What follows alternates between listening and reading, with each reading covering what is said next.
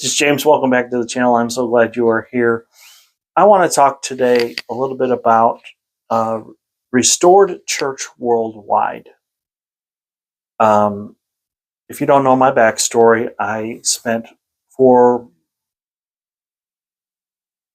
between 4.5 years in the International Churches of Christ. This is an organization that split off from the mainline Churches of Christ. Was initially led by a guy named Kip Mcken.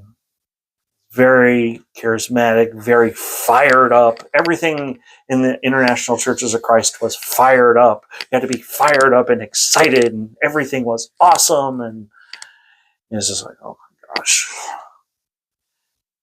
What they discovered, and you can go look on Google, is that the people's personalities slowly shifted over time to where they became, on the Myers-Briggs, like Kip Mcken. They became ESTJs. And I am not an ES. I'm in fact an INFP. And I am the complete opposite of Kip Mcken. It was funny. I was actually going to challenge him to a debate once, and he called me in, like, when I saw the number, I was, you know what? I really don't. I mean, 5 seconds talking to this guy, I just saw it was absolutely creepy. I didn't want to do it. I backed out. I kind of regret that. I should have been like, yeah, let's do this. I'll come to your church. We'll do it on your platform. I kind of regret that, but it is what it is. But remember, there was the Henry Crite letter. Of course, Kip had this bad habit of telling leaders, if your child leaves the movement, then you need to step down from leadership. And of course, I lived in Oklahoma for a long, long time, and then now I live in Texas. And so I have a little bit of bias towards the guy that was in charge in Dallas-Fort Worth, Nick Young. I was on the team that planted or attempted to plant a church in Stillwater, Oklahoma. And Nick, whenever he met with the Stillwater team, he always had barbecue. He was always such a gracious host, and it's just a truly caring human being.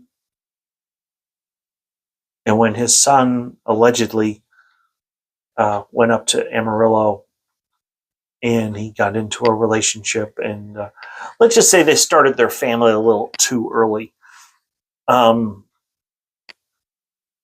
Nick was asked to step down, which doesn't make sense because the Bible says that, especially in Ezekiel, that each person will answer for their own sins. So just because your kid makes a mistake doesn't mean you need to step down from leadership. But that's the kind of thing that Kip Mcken did. But then Olivia left LA, went back to Boston, started going to Harvard, moved in with her grandparents, and then left the movement. Kip had to resign. And then there was a split because some churches were sympathetic towards Kip. Be like, hey, we shouldn't have done that. That was not good. And then the others were like, hey, but then he did that to those other people. This is just what he did. And so they had this split, and that's when the International Churches of Christ, or the International Christian Church, came about. Well, here recently, Kip had to resign from that. And apparently not everybody was happy with the successor. There's a guy named Jason Dimitri in LA. And he rounded up several, and I'll put them up on the screen. There's a map on their website. And I watched a little bit of a sermon of his. They're online. You can watch. It's RCW stands for Restored Church Worldwide. And theologically, they're not any different than the ICC. They believe in this whole disciples baptism, that you have to become a disciple first. It's like, I just want to go there for a minute. If you read, let me put the Matthew 28 up on the screen. Now, yes, Matthew 2:38 says, when Peter was preaching at Pentecost, he told them that they have to repent and be baptized. But if you look at the Great Commission, it says, go make disciples or Christians and baptize them. This whole notion, remember, this is all an offshoot of the Church of Christ. The Stone Camel movement on steroids.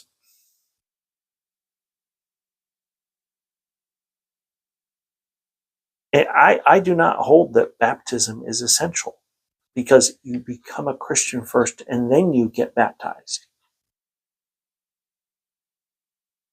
Now, I know there's some out there who'd be like, what about the guy on the cross that was next to Jesus, that he repented of his sins, he never got baptized? And it's like, well, that is the exception to the rule.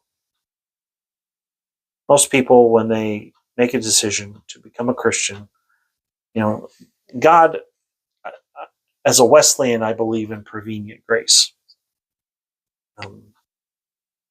God is the one that softens the human heart so that we can hear the gospel, recognize that we have sin, repent of that sin, and turn to Christ. And obviously, God is the one who puts people in our life to share the gospel with. So we can't take any credit for that. We're just simply acknowledging that what we're doing isn't working and that God's ways are better. We let go of our former ways. We embrace Christ into our life. So I don't care if it's ICOC, ICC, Restored Church Worldwide. They're putting the cart in front of the horse. And basically, with this Jason Dimitri guy, there's tons of hype. He wants to be the church of the Book of Acts, which is great, but we've got hundreds of years of church history and tradition that we have to wrestle with. And,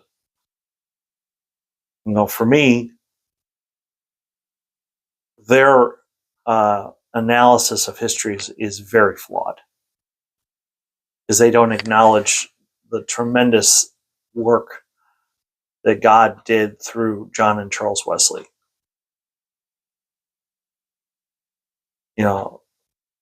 The Wesleyans and the whole what became the Methodist Church. Actually, what became initially the original Methodist Church was called the Methodist Episcopal Church, the ME Church, and then it split because of the Civil War. It became ME Church and then ME Church South, and they didn't get back together until the 1930s.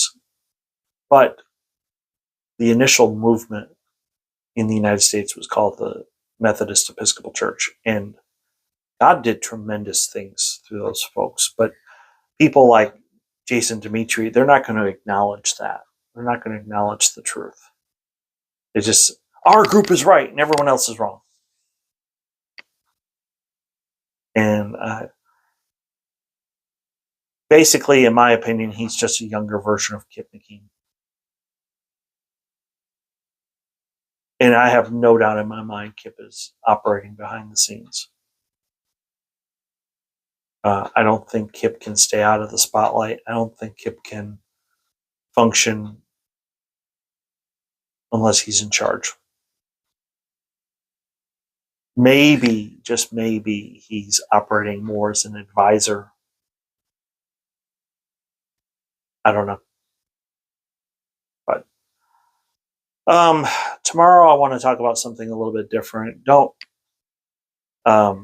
click on it tomorrow and then stop at 20 seconds. Just trust me, tomorrow's video is going to be different, but it's going to be really good. And I hope after I share what I share tomorrow that you'll see just, I try to live out my faith in everything that I do. And when I share this tomorrow, you're going to be like, oh, that's why he does that. Because ultimately, you know, Jesus told us we're supposed to treat others, you know, where we would want to be treated. I'm going to show you how I do that on this channel.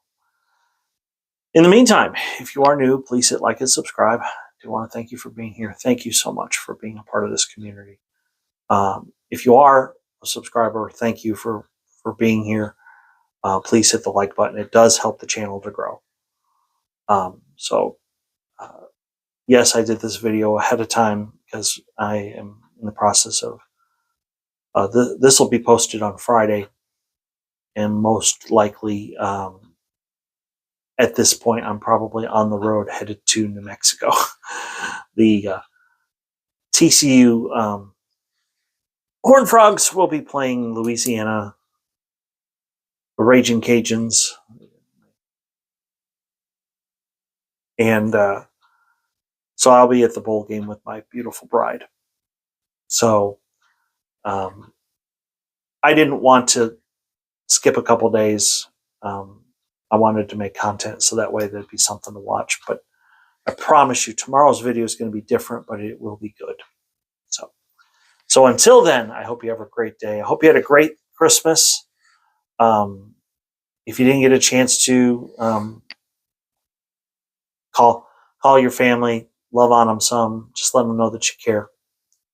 So, and I will see you tomorrow.